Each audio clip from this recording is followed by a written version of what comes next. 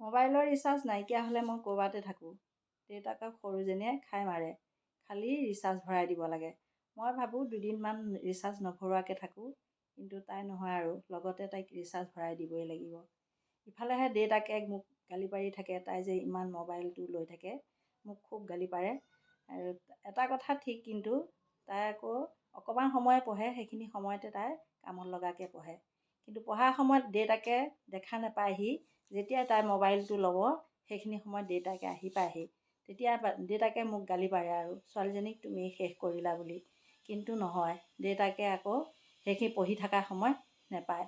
সেইটো কাৰণে ভাবে এই এনিটাইম ফোনটো লৈ থাকে, পঢ়া শুনা নকৰে। সেইকাৰণে মোক ইমান গালি পাৰে। মই তেতিয়া মনে মনে থাকোঁ আৰু।